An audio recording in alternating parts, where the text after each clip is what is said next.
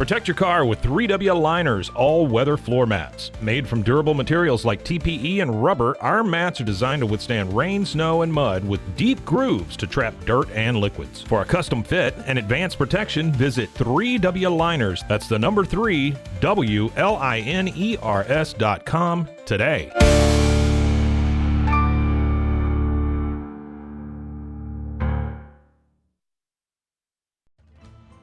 Ready to bring your vision to life? At Small Rig, every idea, design, and product is inspired by you, the creator. With our industry-first under co-design mode and the Dream Rig free customization project, we unite with global creators to turn big dreams into reality. Whether it's a cage rig or mount, Small Rig's versatile gear is built to elevate your craft. Small Rig, where your creativity meets our innovation. Go to smallrig.com. This is a Rogue Media Network podcast.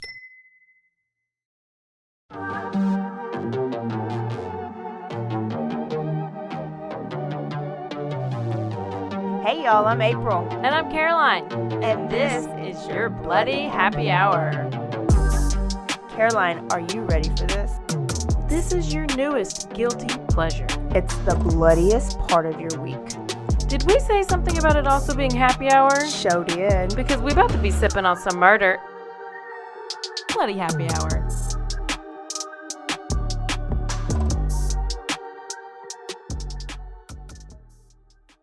Hey y'all, this is April. And this is Caroline. Bloody Happy Hour here. And no, nobody has a butt plug right now. No butt plugs. If you don't know what that's about, you need to go listen to the last episode from Tuesday. Well, yes. Listen to the quickie because it does involve butt plugs. Also, there's an addendum to that quickie on our drive-through jacker masturbator. Yes. So we talked about this guy was going through a drive-through. We didn't have all the details. Turns out this drive-through it was a coffee shop, but it was like a sexy coffee shop. So like I guess they had boobs out and all the things. And the dude was like going through the drive-through multiple times. And then so that's why the lady had her phone out, ready to record him, and he pulled up looking all shocked with his wang and his slanging his thing and banging. And he was like, "Oh no, because I'm married and I have like a 1-year-old kid." Ugh. And then he went and killed himself because it went viral. Sad. Very sad. But it wasn't a Whataburger because I was like, why are you horny before you're going to get your Whataburger? I just thought maybe he had a food fetish, but Nope. It's just boobs. Oh, man. Okay. So if you don't know what that's about, go and listen to the quickie. We covered some crazy stories.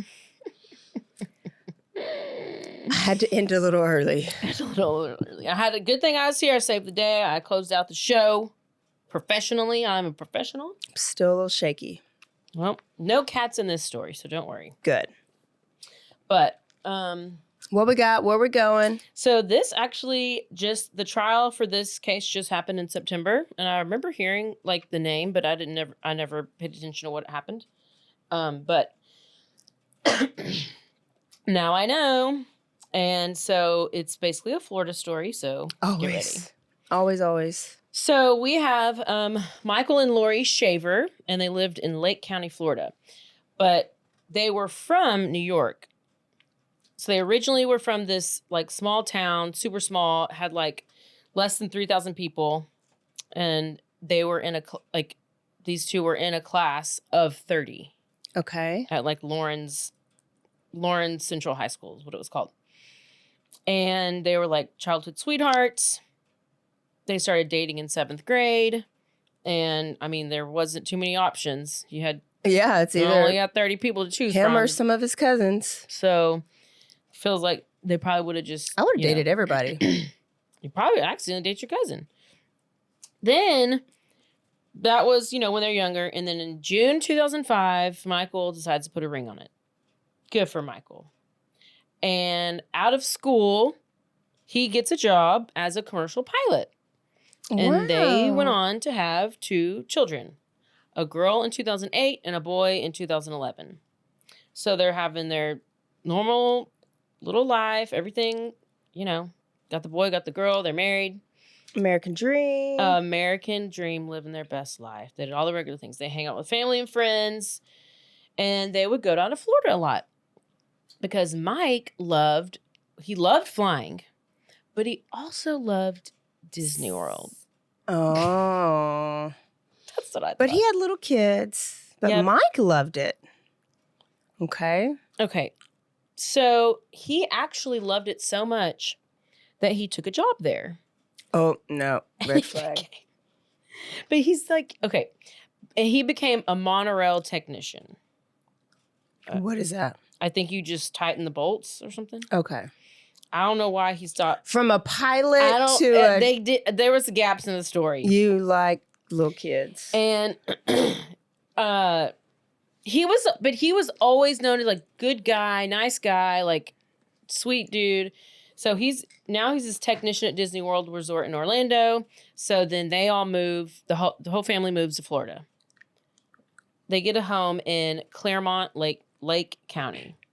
This place isn't too big, 40,000 people, and it's like centered around tourism, and it's about 40 minutes from Disney, so that's why they moved there. They have like they're just living on the quiet side of town, and things are going okay, but not perfect. They do have some ups and downs, and at one point they split up. Okay. But then they reconciled and kept it private, and they just kept on going. Okay. Just gave it a go. Endurance. You got some endurance.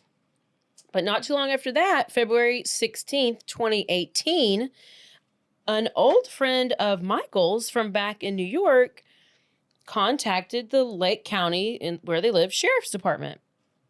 What does she have to say? I was like, can you perform a wellness check on my old friend Mike?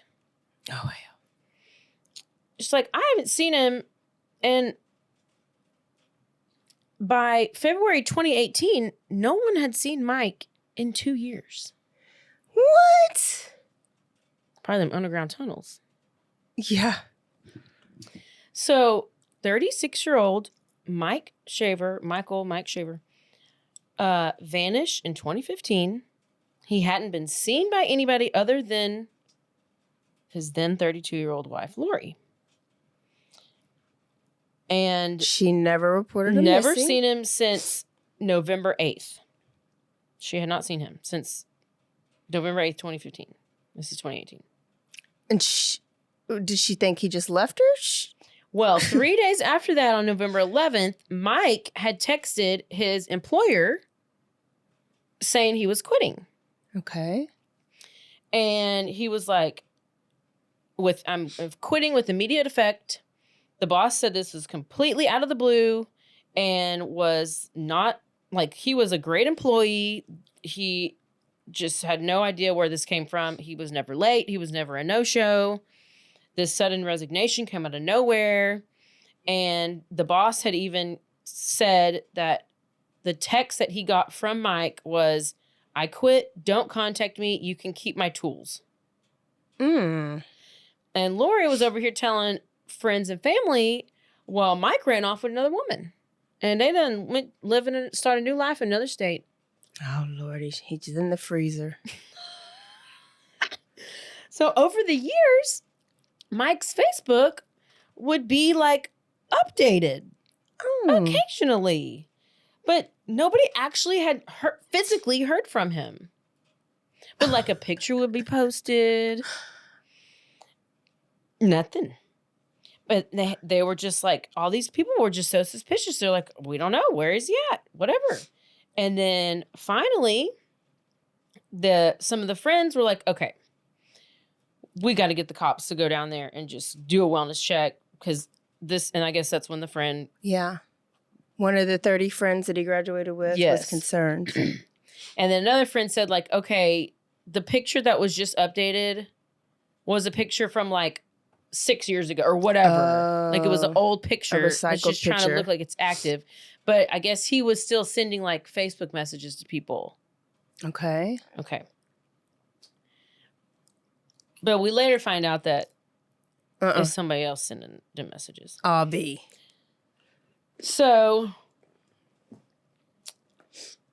soon after, let's see, the missing persons report was in February 16, 2018. Officers go to the house and they go talk to Laurie. They're like, Laurie, what, you seen Mike? No, I mean, he just took off with the woman. He just took off. And she was cool, calm, collected. Just come on in. Yeah, sure, come in. Yeah, I have no, take a look. Make yourself at home. Have you something to drink, thirsty, anything. And then they asked to go out into the backyard. Okay, and that's when her demeanor kind of changed a little bit. Don't go to my backyard. And the officers kind of noticed that there was like a newly constructed concrete fire pit. Oh, a fire pit, okay. Sweet Pea's building a fire pit right now. Add it to the list. Add it to the damn list. Zip ties, ski mask. Oh, my goodness. Fire pit. He has so many red flags. I cannot. I just keep ignoring. Yeah. So they were like, that looks like a fresh laid concrete job. So they're like, well, would you mind if we're going to go get the cadaver dog out here. We just want to sniff around. She's like, oh, actually, I think it's time for you to leave. I need a warrant. You should probably get a warrant. Yeah. So they do. In a couple weeks, I don't know how long it takes to get a warrant. I thought sometimes you can get a warrant in 5 minutes. Sometimes that's how it is on the TV. Well, a couple weeks later, the police show back up with the dog and with the warrant.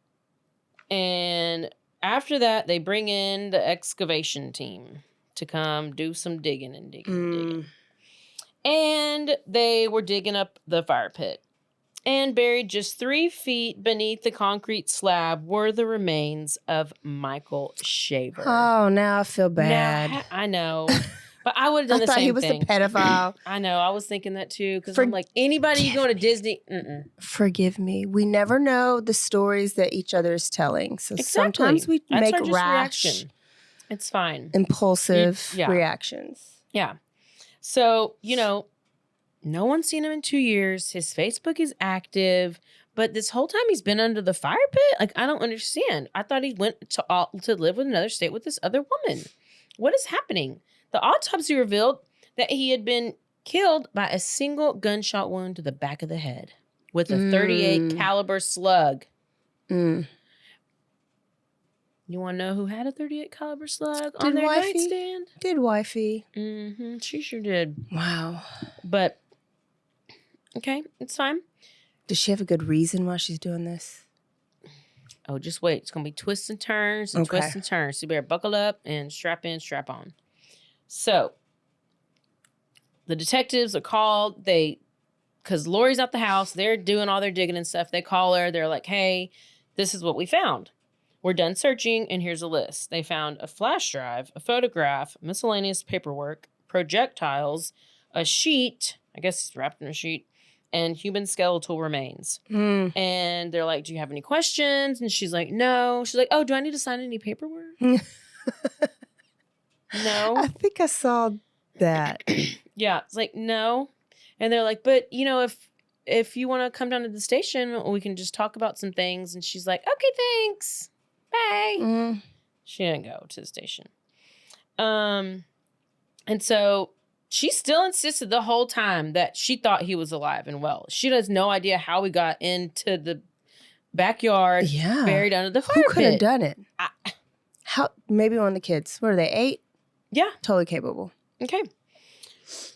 You are in the FBI. So based on her own phone data, her phone had not contacted Mike since November 15th, 2015. So she didn't even try to look for him. Oh, she didn't try to fix her marriage or ask where he was?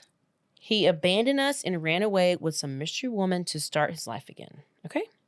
But she didn't try to they had 2 kids together. She never once filed for child support. Ugh. Never tried to secure any custody rights. I mean, or even filed for divorce. Nope. But she did start to sell off his stuff. She sold some of his guns. She sold his expensive tools and like a lot of his stuff. And it didn't take too long after he went missing that she got right back into some relationships because she's thirsty. So one of the people she got into a relationship with was Jeremy Townsend. And they started messing around. And Jeremy just was like, okay, we're just like hooking up, friends with benefits, no strings attached. I don't want to meet she's your over here kids. trying to like pick out her wedding dress. Okay. So Laurie's story about where Michael was changed constantly. Of course. Because first it was he abandoned the family, and it just, depending on who she talked to, she changed the story. So she told some people that he had gone back home to live in New York. She told other people he went to California. She told other people, oh, he's still around here and he's stalking me. He won't leave me alone. He's a psychopath. Oh, gosh. And all these people, they finally started comparing stories, and they're like, she told me this, but she told me this. Well, she told me this. Well, she told me this. And they were just like, and then when they find out he was in the backyard, they're like, he was in the backyard the whole time. And I'd have been the one, no, that motherfucker's in that pit. I would have said it quick. Yes. So it's believed that he was last seen in early November 2015, but the fire pit where he was found wasn't built until March 2016. So November 20, yes. December, January, February, March. 4 months. So, and the concrete wasn't poured until the following September. So he would have been in a shallow grave for a while. Okay. Of course, Laurie knew nothing about that. No, it must have been boyfriend. Yeah, even though, I mean, every time she had a different story. So when you see a picture of this lady, that's why I'm talking about Laurie and her eyebrows. They were both arrested. Or lack thereof, eyebrows. Finally arrested on September 17th, 2020. So you know this is going to take, this is why it took 4 years to get to trial, because we got the pandemic over here. So she's charged with second-degree murder, along with 2 separate charges, one for domestic violence and a second for accessory after the fact. And she enters not guilty plea, and she posts her bail, which is $50,000. Then, after she gets out, she gets an attorney, and she makes a video on YouTube with her attorney. Jose Baez. My name is Laurie Filmer, also known as Laurie Shaver, and as my attorney, Mr. Wiggs, has just stated, he is representing me for the charges of second-degree murder of my ex-husband, Michael Shaver. I'm coming before you guys today just to let you know that we have our suspicions, but I don't know why I've been targeted, why I've been set up, or charged with this heinous crime. I am not guilty. And anybody that knows me knows that my life is my children. I am a daughter, I'm a friend, I'm a neighbor, I'm a servant of God, I'm a wife, and I am a devoted mother of 4. My life is my children. The well-being of my children has and always will be my top priority. And that is the reason that I would never cause any harm to the father of my children. And I know that there's people out there that are trying to paint this picture of me, but that's not me. I'm loving, I'm caring, I have a servitude heart. I don't judge people. I accept all. Oh my and I always try to see the good in everybody. She's basically the same. And right now, I am up against something that I would have never imagined possible. My name is Laurie Filmer, also known as Laurie Shaver. And if you have to tell people that you're loving and you're over not. and over and over with your big ass cross. Did you have a cross on? You know, Yes. I'm cross-eyed right now. Yeah, she had a big ass cross necklace on, and she has her attorney sitting next to her. They're like sitting out at the beach. I don't know what they. Who records a video like that? A narcissist? Yes. So she's asking, later in the video, she asked, or maybe she did, I don't know, for $50,000. That was her to pay for her attorney's fees. Oh, and she wants other people to pay for it. Yeah, she put a link in the description to her PayPal. She did. I don't know if she got 1 red cent or if she got anything. I don't know. Oh, my goodness. So after her arrest, it took another 4 years because everything was shut down for, and they finally in 2024 or in early 2023, they start doing their going and at least getting in front of the court and stuff like that. So Laurie's defense team informed the judge, this is where we get twist, goodness, that he intended to use the testimony of Michael and Laurie's daughter to prove Laurie's innocence. Uh-oh. And their daughter's guilt. Uh-oh. And according to Laurie and her team, Laurie's daughter, Isabel, who was currently 14, had completely unprompted, of course, spoken to her own attorney and confessed that she killed Mike Shaver. There's a reasonable doubt. It wasn't Laurie. It was her daughter, who was 7 years old at the time. What? But she loves her children. Yeah, so go and lay on this dagger for me because I love you so much. But there was a law and order about this and it worked. Is it going to work? What did it... Okay. Keep going. Her trial begins September 2024. And the defense painted a dark picture of the couple's relationship because there was some domestic violence stuff. Almost... I don't know what that was. My phone's never made that noise. Probably nope. So she... domestic violence that occurred almost daily, and according to her and her defense, Michael was the aggressor. Obviously, court records a year before his death showed that Michael had been charged with battery following a fight between the couple in September 2014, and the circumstances of what led to those charges being filed in the first place are foggy, and both Laurie and Mike contended what the other one was saying. Like, oh, you did it. You're the aggressor. No, you're the aggressor. So it's basically they're both saying, they were both saying they're acting in self-defense. It was a he said, she said domestic violence situation.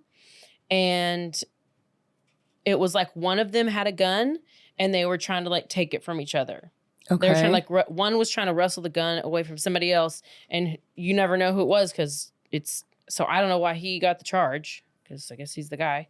Yes. Of course. And so, Laurie was saying that he had the gun. She was saying he had the gun, all the things. And of course, we know that only one of these people ended up getting shot in the head. So whatever happened during that, we now don't really know. But it was enough to make Michael want to leave. So he actually began sleeping in a hangar on Disney World's property. Okay. Basically where he worked. And he had planned to separate from Laurie. And so while he was staying at this hangar, I guess he started to date one of his coworkers.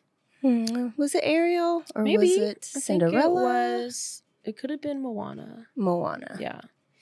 And they had a very healthy, nice relationship. I mean, they both worked at Disney. Yeah. They're normal. Yeah. And of course, Laurie found out about it. And she decided she needed to insert herself into their relationship. Of course. In any way that she could. So she was constantly calling up to Disney, letting them know that 2 coworkers are together. Screwing. And you should know, isn't it against regulation? Disney law? Disney law. Laurie caused so much trouble that eventually the couple went their separate ways. Oh, dang, it worked. Yeah, because she was just either that annoying or just new persistent. girl. Moana was probably like, she just wants to build a snowman. I don't know what or something. She wants to go surfing. Okay, Ellis. What's her name? Ella? I don't know. She just wanted to go surfing, and she wanted an easy life, and she was not dealing with this messiness. No. Like, you're already married. That's That's not good. And you got kids, and that's good. But your wife is crazy? No, no. So Laurie's the only reason they broke up. Obviously, Laurie won this battle that she was the only one fighting. And either way, Mike, battered spouse that he was, went back to Laurie. Aww. And went back to the home. But the night that he was killed, Laurie's story was that there had been that in the house, the whole family was there, and it was another one of the domestic violence breakouts. That was the... But if she didn't know he was dead. Oh, okay. Well, this is what comes out. The night that he's killed, this is now her story. During this incident, Isabella, the daughter, was there and was watching Mike beat up mom. And mom's like, grab the gun or whatever. So Isabella goes and grabs the gun and shoots him in the back of the head because she's trying to protect her mom. Okay, Isabella. And in addition to this new detail that we find out, also Laurie's boyfriend, because she has this boyfriend, Jeremy Townsend, he was also there. Oh, yeah. So he helped get rid of the body? And after the daughter shot Mike in the back of the head, Jeremy took the gun and he shot Mike also in the back of the head to make sure he was dead. It was so everybody he else. actually killed Mike. And even though he was just magically there and there was magically only one hole in Mike's head, they obviously shot into the same hole. Okay. Yeah. Yeah. Jeremy was a really good shot. Aimed perfectly. And it went in the exact same hole the previous one. So Mike and Laurie's now teenage daughter is going to the trial to be on the stand to testify. And she repeated her and Laurie's claims that she had been the one to shoot her father. And according to testimony, Mike had been kicking Laurie, who was already on the ground. So the 7-year-old went and retrieved the loaded gun from beside the table, fired one shot into the father's head, and Jeremy finished him off and then disposed of the body. And Jeremy said, I'll take care of this. Wow. But guess what? Jeremy was testifying. And he said, this is completely made up. It's all in her head. And the daughter, I listened to her testify, and I mean, she sure has a great memory. She's remembering every single little detail from when she was 7 years old. She's 14 now while she's testifying, and she just spits it out. Like, it's almost like she was coached. Did she seem believable? Like, did it seem... It just seemed like she just really knew every single detail. She memorized every word. Absolutely. So the state pointed out that Isabella's story changed quite a few times since it was first brought up back in 2013. And in fact, the only reason that she wasn't charged with perjury was because of her age. Oh.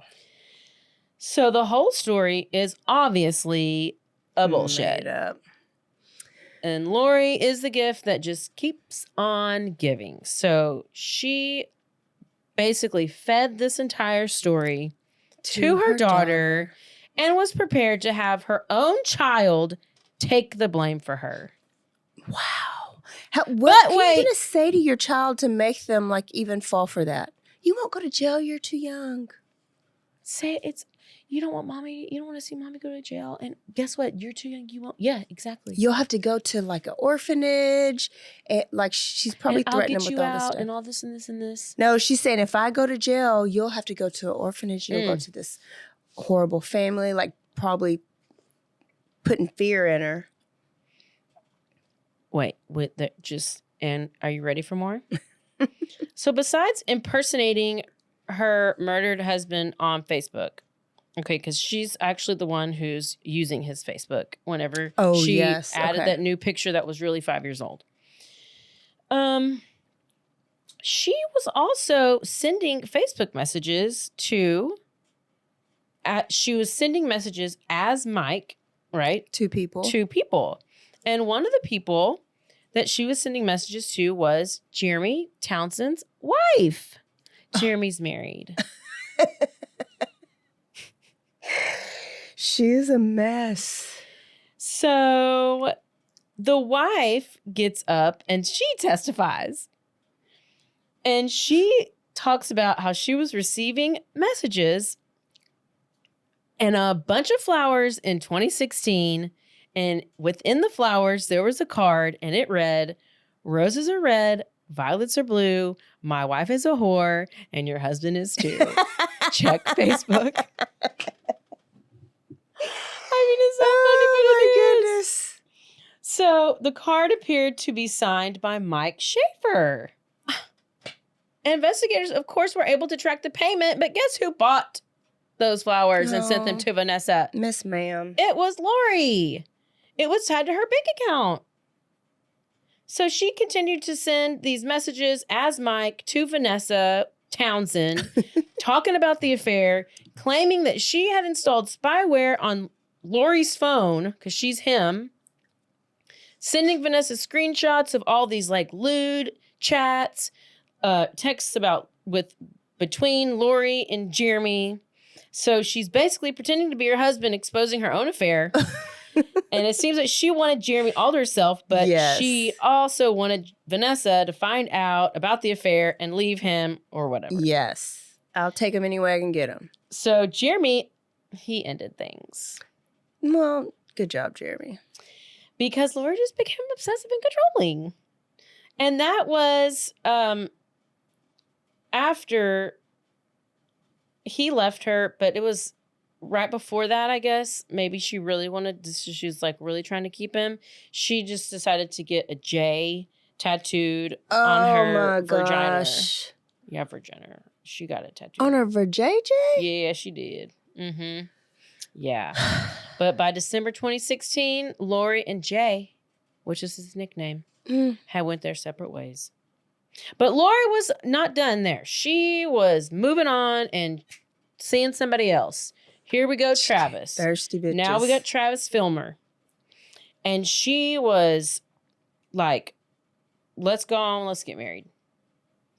Don't ask me how long they even knew each other. I don't know. I just, all of a sudden, it's December, and she's prepared to hold a commitment ceremony with her new partner, Travis Filmer, who she met at the gym. Okay? Okay. So Travis helped Laurie. He just helped her pour a concrete slab. Like, it was no big deal. He had no idea. Who knows if he knows what happened out there? Allegedly, she alluded to it. But the best part is their commencement ceremony Was on the slab. took place in the backyard December 31st. Oh, gosh. Inches away. She is evil. Literally over your husband's dead body. I can't. Laurie was revealed to have been controlling towards Travis. I'm shocked. A friend saw them fight once and said that she was the aggressor and she was waving a gun around, acting crazy. And a neighbor said she saw Laurie and Mike fight all the time, and Laurie was almost always the aggressor. And this is this lady's testifying. So after a trial almost a decade in the making, finally came down to the jury and their 4-hour deliberation. 4 hours? And Laurie Filmer, whatever, that was her new name, was found guilty of murder of her husband and was sentenced in November 2024 to life. Oh, good. And since they're in Florida, there's no possibility parole. of good. Parole. That daughter's going to grow up. Now she's not realizing, but she's going to grow up and think, wow, my mom wanted me to go to jail for her. Wow, my mom killed my dad and got married. Like, she's going to put it all together one day, and then she's going to go crazy. And I don't know when she's just all of a sudden got 4 kids, because I just thought she had 2. So I don't know where the other 2 came from. She probably got pregnant by each man that she screwed. Unless one of the guys that she was dating, I don't know, who knows, had kids, and so she included them, whatever. But yeah, I did not watch this trial. She looks totally different now, but I mean, she still has she still got no eyebrows. Wow. And she testified, and she still blamed it on her daughter. All the things. Yeah. And then you're going to get in jail and you're going to want your daughter to come visit you and put money on your books. And you're going to manipulate the shit out of her and she's going to feel bad and she's going to do it because you're a mom. Oh my gosh. Yeah. I know. She had to have been crazy way back in high school and in guess New York. what? You just didn't get to Florida and We get just talked crazy. about female abusers. Yes. And I didn't even realize that until I was writing it and I was like, oh my gosh, this is another one. Yes. They So are we got crazier. the OnlyFans, we got Sarah Boone, we got Laurie Daybell, we got this Laurie. Yes. I mean, and that's just in like the past 2 weeks that we've Yeah. so them women crazy. They are. And it's crazy how men like will put up with it like how women do. But I think it happens to everybody. yeah. It doesn't it's just guy or girl. It don't matter. and so I was listening to one podcast when it was kind of like this, and they were saying, you're never supposed to say, why didn't they just leave? Why didn't they just leave? Because when they leave is when they're in the most danger. Yeah. So if it's that you bad. can't just like suddenly leave. You have to have a plan and a team and support to leave, because that is when you're in the most danger. He should have never went back. He should have just stayed in his little hangar at Disney. I know. But he would have had to move because she's crazy. She got stuck on him. And he's probably like, but I have kids. I can't leave my kids there alone with her. Oh. And that Poor is guy. the story of batshit crazy Laurie Shaver. Good story. We might as well keep these crazy women going mean- and see what I can find for next week. Yep. So there you go. Okay. We will see y'all next week for a whole new episode. Great episode.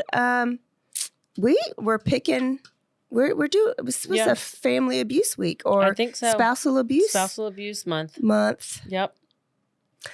We're just getting ready for Valentine's Day. I mean, we're just preparing everybody to this is what's going to happen. I think I have one in my mind that I want to do then. Okay. Next week, we'll see y'all again. Don't forget to Stay aware. stay alive. And always be DTF. Bye, y'all. Bye-bye.